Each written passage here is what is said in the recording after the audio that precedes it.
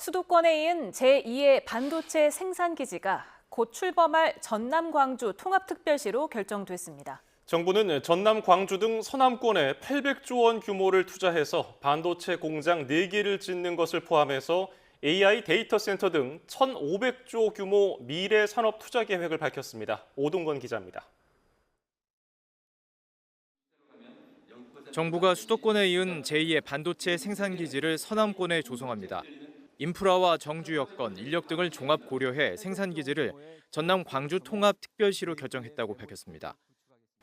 여러 지역 중 전력, 용수, 인력 확보, 그리고 여러 인프라 등 많은 인센티브 지원이 기대되는 광주를 후보지로 계획하고 있습니다. 삼성은 광주를 차기 반도체 생산기지 후보로 밝혔고 SK하이닉스도 서남권에 400조 원을 투자해 새로운 반도체 클러스터를 조성하기로 했습니다. 정부는 양사의 투자를 바탕으로 서남권에 모두 800조 원을 투입해 메모리 팹 4기를 구축한다는 계획입니다. 먼저 서남권을 제2의 반도체 생산기지로 조성합니다. 총 800조 원 규모의 기업 투자를 통해 4기의 메모리 팹을 구축하겠습니다. 또 충청권에 81조 원을 투자해 HBM 패키징 팹 건설을 추진하고 동남 대경권은 반도체 소재, 부품, 장비 공급망 거점으로 육성한다는 계획입니다. 삼성은 HBM 생산을 천안, 온양 등 충청권에 집중하고 구미에는 로봇과 AI 데이터 센터, 울산에는 차세대 배터리 투자를 확대합니다. SK는 용인 반도체 클러스터 구축 시점을 최대 12년 앞당기고 용인과 청주 생산 라인 투자도 조기에 집행하며 데이터 센터 구축도 본격화합니다. 종합해서 말씀드리자면은 AI 데이터 센터 프로젝트에 약 1,000조, 반도체 공급 확장 프로젝트에 한 1,100조를 계획하고 있습니다. AI 로봇 분야에서는 글로벌 3강 도약을 목표로 내세웠습니다. AI 데이터 센터의 경우 SK, GS, 네이버와 함께 일단 1단계로 2029년까지 550조 원을 투입해 8.4기가와트 규모 데이터 센터를 구축할 계획입니다. 나아가 2035년까지 1,000조 원이 넘는 투자를 통해 18.4기가와트 데이터 센터를 지을 계획입니다. 정부는 AI 첨단 산업 생태계 구축으로 수도권 중심의 산업 지도를 지역으로 확장한다는 구상입니다. YTN 오동건입니다. 이재명 대통령은 삼성전자와 SK하이닉스가 이 반도체와 인공지능 대규모 투자 계획을 발표하자 두 기업 수장에게 국민 영웅이라는 칭호를 붙이며 감사를 표했습니다. 특히 서남권 등 지방에 대한 기업 투자가 손해가 되지 않도록 적극적으로 뒷받침하겠다는 의지도 나타냈습니다. 이어서 정인용 기자입니다. 반도체와 피지컬 AI 데이터 센터를 3대 축으로 한 대규모 투자 국민보고회에서 이재명 대통령의 양쪽 옆자리에는 이재용, 최태원 회장이 앉았습니다. 이 대통령은 투자를 추진하는 두 회장에게 행사 시작부터 사의를 표했습니다. 이 성과는 가장 큰 국민적 또 역사적 성과라고 생각합니다. 이 두 분 회장님께 감사 말씀을 드리지 않을 수가 없습니다. 이 대통령은 두 기업 회장이 구체적인 투자 계획을 직접 발표한 뒤엔 단상에 올라갔습니다. 이번 투자가 초격차 산업 강국으로 대도약하기 위한 첫 출발점이 될 거라며 90도 인사와 함께 두 기업 회장을 이렇게 표현했습니다. 국민 영웅이라고 불러드리고 싶습니다. 기업이 이익을 위해서 활동하기도 하지만 국가 공동체의 미래를 위해서 활동할 수도 있다는 점을 확실하게 증명했습니다. 국가 성장은 물론 정부의 핵심 국정과제인 지역 균형 발전에 두 기업이 호응해준 만큼 각별히 감사의 뜻을 전한 겁니다. 이 대통령은 기업에 대한 투자 강요이자 호남 특혜란 야당의 주장에 대해선 거듭 반박했습니다. 정부가 떠민 게 아니라 전력과 용수, 부지까지 고려한 기업의 결정이라고 강조했습니다. 호남 지역이 장기간 개발해서 소외되면서 오히려 이게 기회 요인이 된 측면이 있습니다. 용수도 풍부하고 특히 신재생 에너지가 풍부한 곳이 바로 서남 해안 일대입니다. 특히 기업이 손해보지 않고 투자할 수 있도록 중앙과 지방정부의 역량을 대대적으로 투입하겠다는 약속도 했습니다. 청와대 내부 조직에 3대 메가 프로젝트를 맡는 직할 담당관을 두겠다며 신속하게 일처리가 이루어지도록 직접 챙길 거라고 공언했습니다. 하지만 최근 국정 지지율 하락과 가열되는 여당 당권 경쟁 분위기 속에 투자 계획 발표가 정치 쟁점화되면서 당분간 파장은 이어질 전망입니다. YTN 정인용입니다. 정치권에선 반도체 클러스터 입지를 두고 갑론을박이 이어졌습니다. 민주당은 국가 미래가 걸린 대개 사업에 철진한 지역주의를 들이밀지 말라 옹호했고 국민의힘은 관치 개입이라고 반발했습니다. 박정현 기자입니다. 민주당은 호남권 반도체 클러스터 조성이 산업 지도를 새로 그릴 국가 대계이자 균형 발전의 대전환을 이끌 시작점이라고 추켜 세웠습니다.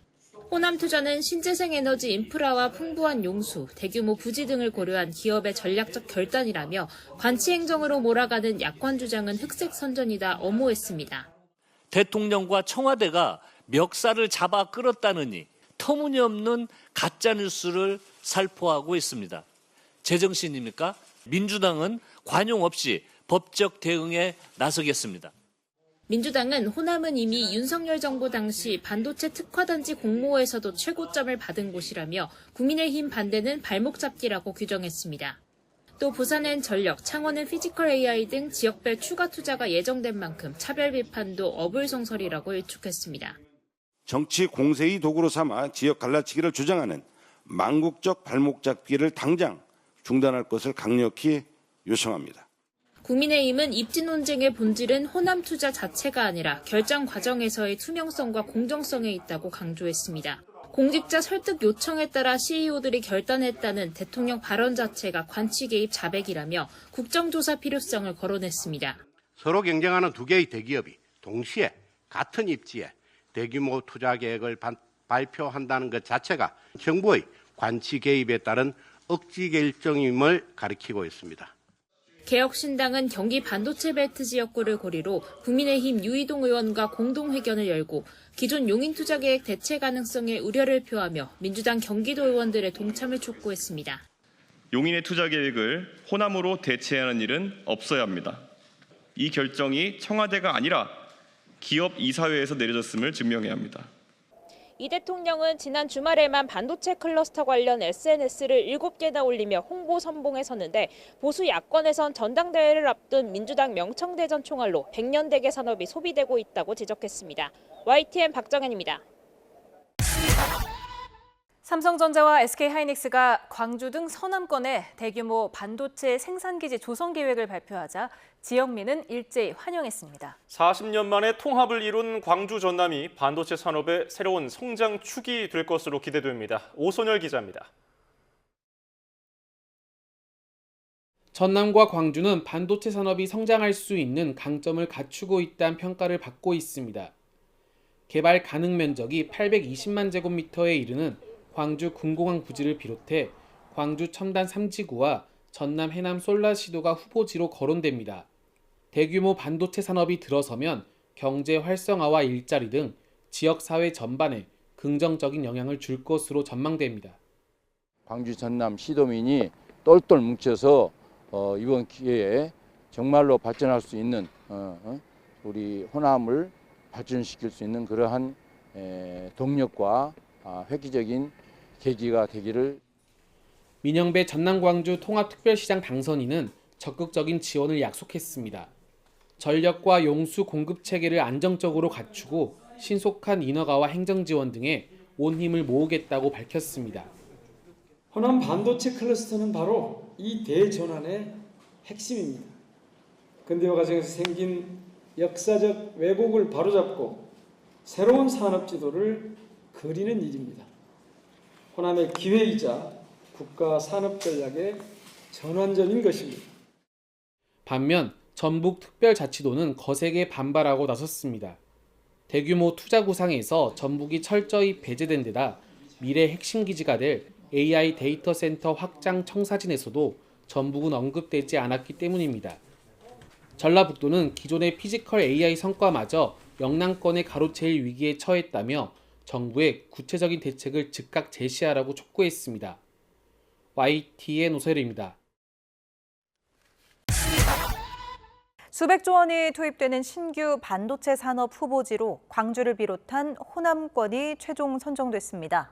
알짜배기 산업이 호남에 집중되면서 유치 경쟁을 벌였던 다른 지역들은 거세게 반발하고 있습니다. 김근우 기자가 보도합니다. 반도체 클러스터 후보지가 호남으로 결정되자 다른 지자체들은 즉각 반발하고 나섰습니다. 특히 땅을 3.3제곱미터당 1,000원에 내주겠다는 파격적 제한까지 내걸었던 경북 구미에선 허탈감을 감추지 못합니다.